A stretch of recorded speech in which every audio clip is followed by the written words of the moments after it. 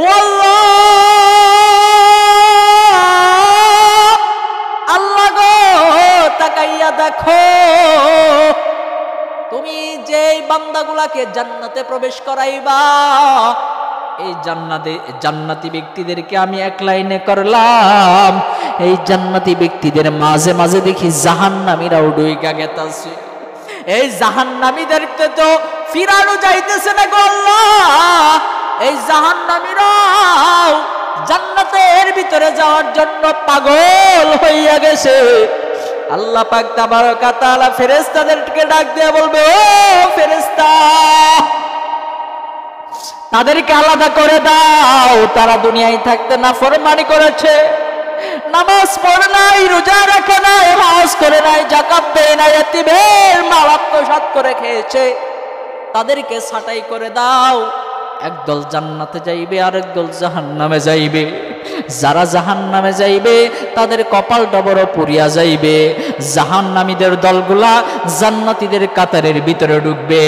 এবার ফেরেশতারা যখন হিমিশিমি খাইয়া যাইবে, জান্নাতি এবং জাহান্নামী মিলিত হইয়া যাইবে, আল্লাহর কাছে বারে বারে বলবে, আল্লাহ জান্নাতি জাহান্নামীদেরকে আলাদা করতে পারতেছি না।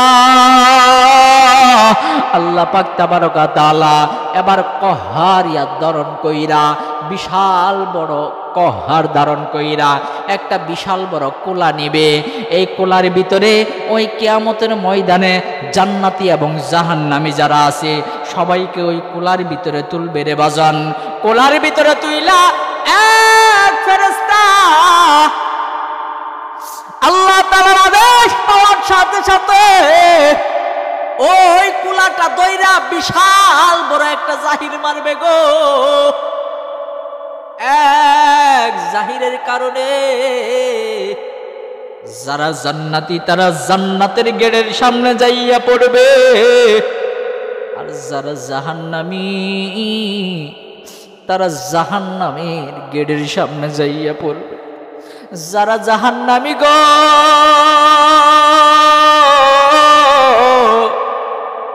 জাহান্নামটা পাকড়াও কইরা ধরবে। এই জাহান্নামটা জাহান্নামের গেটের সামনে যখন যাইবে, জাহান্নাম উত্তপ্ত আগুন আর আগুন।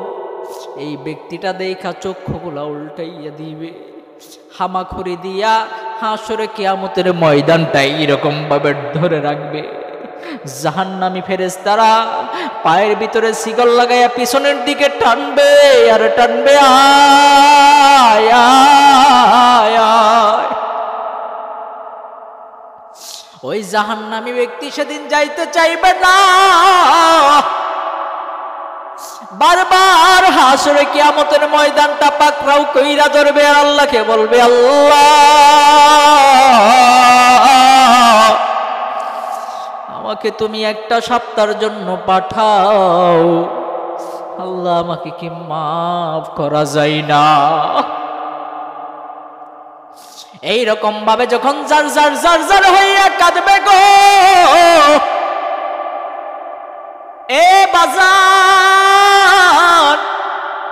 দুনিয়ার ভিতরে যখন দেখবেন একটা ছাগল, শক্তিশালী একটা ছাগল, ছাগলটা পানির ভিতরে খালের ভিতরে নামতে চাই না, খালটাকে খুব শক্ত কইরা ধরে রাখছে, মালিকে পানির দিকে টানে টানে টানে পানির ভিতরে নামতে চাই না। ছাগল মনে মনে কয়, এই পানিটা তো আমার জন্য সহ্য, আমি এই পানি সহ্য করতে পারি না। পানির ভিতরে যখন নামতে চাই না, মালিকে যখন অসহ্য হইয়া যায়, মালিক যখন অসহ্য হইয়া যায়, মালিক ছাগলের সেই দড়িটা দইরা আজকাভাবে একটা টান মারে। টান মারার সাথে সাথে ছাগল যত বড় শক্তিশালী হোক, ছাগলটা কিন্তু পানির ভিতরে লাফ দিতেই হয়। জাহান্নামীদের ওই কাহিনী হইবে, কিয়ামতের ময়দানটা পাকড়াও কইরা ধরিয়া রাখবে।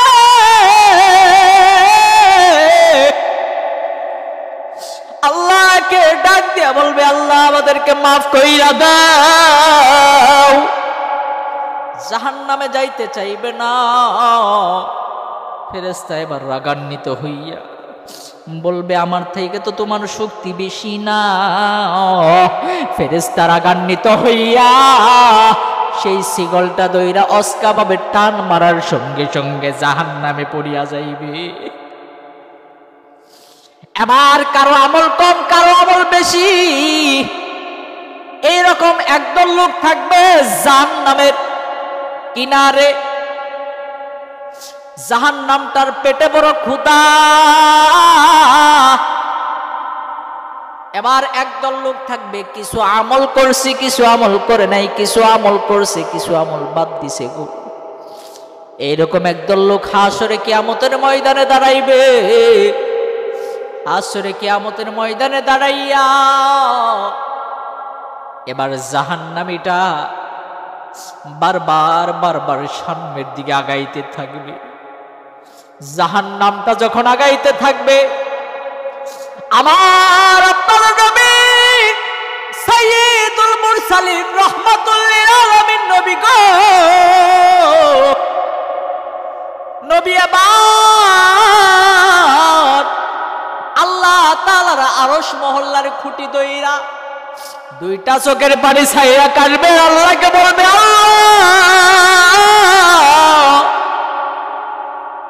ও আল্লাহ এই জাহান্নামটাকে ফিরাও।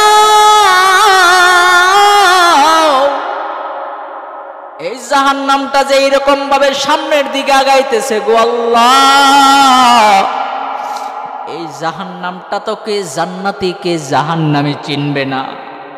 এই জাহান্নামটা যে এইরকম ভাবে সামনের দিকে আগাইতেছে, এই জাহান্নামটা যদি একবার এই উম্মতদেরকে পায় তারা তো গ্রাস করে ফেলবে। আল্লাহ এই জাহান্নামীদেরকে তুমি আটকাও, এই জাহান্নামটাকে তুমি আটকাও। আল্লাহ পাক তাবারকা তাআলা ডাক দিয়ে বলবে নবী আপনি মাথা উঠান, সিজদা থেকে মাথাটা উঠান গো। নবী আবার মাথা উঠাইবে। মাথা উঠানোর পর আল্লাহ তাআলার কাছে আকুতি মিনতি করবে, আল্লাহ ও আল্লাহ এই উম্মত গুলা কিছু উম্মত আছে আমার কথা মানছে, কিছু উম্মত আছে আমার কথা মানে নাই। ও আল্লাহ জাহান্নাম তো কিছু চিনবে না, ওই যে দেখো জাহান্নামের আগুন কিভাবে সামনের দিকে আগাইতেছে।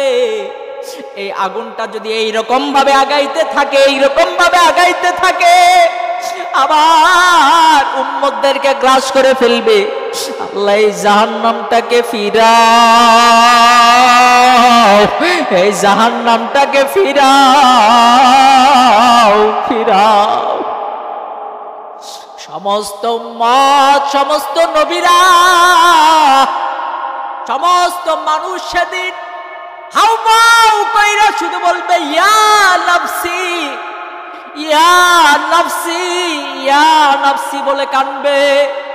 এ বাজান তুমি আর আমি এমন নবী পাইলাম, তুমি আর আমি এমন নবী পাইলাম গো, যেই নবী নিজে বলবে না ইয়া নফসি ইয়া নফসি, তিনি বলবেন শুধু ইয়া উম্মতি ইয়া উম্মতি। এই জন্য কবিয়া বলে ভালো যদি বাসতে হয় নবীকে বাসো, ভালো যদি বাসতে হয় নবীকে বাসো, ভালো যদি বাসতে হয় নবীকে বাসো। তোমার দুঃখ যাতনা নবী সইতে পারে না, তোমার দুঃখ যাতনা নবী সইতে পারে না। ওই নবীরই মহব্বতে, ওই নবীরই মহব্বতে দরুদ পড়িও। ভালো যদি বাসতে হয় নবীকে বাসো, ভালো যদি বাসতে হয় নবীকে বাসো। আমার নবী তোমার নবী রহমাতুল লিল আলামিন নবী জান্নাতের ওই আরশ মহল্লার খুঁটির কিনারা দইরা হাউমাউ কইরা কানবে, আল্লাহ গো আমার উম্মতদেরকে তুমি মাফ কইরা দাও, আমার উম্মতগুলা খুব গুনাহগার, আমার উম্মতেরা কিছু বুঝে নাই, না বুঝিয়া গুনাহ করে ফেলছে, রক্তের গরমে যৌবনের তাড়নায় নামাজ কাজা করেছে, আল্লাহ কত প্রকার গুনাহ করেছে গো আল্লাহ, ও আল্লাহ আমার উম্মতদেরকে মাফ কইরা দেন। এবার আল্লাহ পাক তাবারকা তাআলা নবীজিকে ডাক দিয়া বলবে, এ আমার প্রিয় দোস্ত, এ রহমাতুল লিল আলামিন নবী, আপনি মাথাটা একটু উঠান। মাথাটা যখন নবী উঠাইবে, উঠানোর পর আমার নবীর কাছে একটা পেয়ালা দিবে, হাতের ভিতরে একটা পেয়ালা দিবে, এই পেয়ালার ভিতরে পানি থাকবে।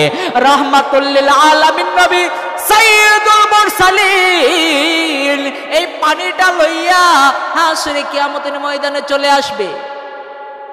কিয়ামতের ময়দানে যখন চলে আসবে, এই পানিটা হাদিসের ভিতরে আসছে, আল্লাহ রাসূল সাল্লাল্লাহু আলাইহি ওয়াসাল্লাম পেয়ালাটা নিয়া, পেয়ালার উপরে পানিগুলা হাতের আঙ্গুলের সামনে লইয়া এই পানিগুলা ছিটা মারবে জাহান্নামের গায়ে। এক ফোঁটা পানি যাওয়ার সঙ্গে সঙ্গে যেই জাহান্নামটাকে 70,000 ফেরেশতা পিছনের দিকে শিকল লাগাইয়া টানতেছে, যেই জাহান্নামটাকে পিছনের দিকে নিয়ে যাইতে পারলো না। এই পানি, এক ফোঁটা পানি জাহান্নামের গায়ে পড়ার কারণে এই জাহান্নামটা দ্রুতগামী আরাবিয়ান ঘোড়ার মতো পিছনের দিকে দৌড় দিবে। সুবহানাল্লাহ। রহমাতুল লিল আলামিন নবী আমার আল্লাহর কাছে প্রশ্ন করে, আল্লাহ গো, ও আল্লাহ কি এমন পানি দান করলা, আয় আল্লাহ কি এমন পানি দিলা গো, যেই পানি যেই 70,000 ফেরেশতা পিছনের দিকে টানতেছে, এই 70,000 ফেরেশতা জাহান্নামকে পিছনের দিকে নিতে পারলো না। কি এমন পানি দান করলা, যে পানির কারণে দ্রুতগামী আরাবিয়ান ঘোড়ার মতো পিছনের দিকে দৌড় দিল। এবার আল্লাহ পাক তাবারকা তাআলা নবীজিকে ডাক দিয়া বলে, নবী আমার শুনেন, এটা দুনিয়ার কোনো সাধারণ পানি না, এটা দুনিয়ার কোনো টিউবওয়েলের পানি না, এটা জমজমের পানি না, আবে হায়াতের পানি না। এটা কোন পানি জানেন? এটা হচ্ছে আপনার গুনাহগার উম্মত গুলা রাত্রে 4টা বাজে গেছে গো, দুনিয়ার কেউ দেখে নাই, দুনিয়ার কেউ যখন সজাগ ছিল না, এই ভোর 4টার সময় উঠিয়া শীতের ভিতরে ওযু বানাইয়া আপনি আমি আল্লাহকে আল্লাহ বইলা ডাকছে, আমি আল্লাহর কাছে হাউমাউ কইরা কাঁদছে তার জীবনের গুনাহ খাতাগুলা মাফ করানোর জন্য।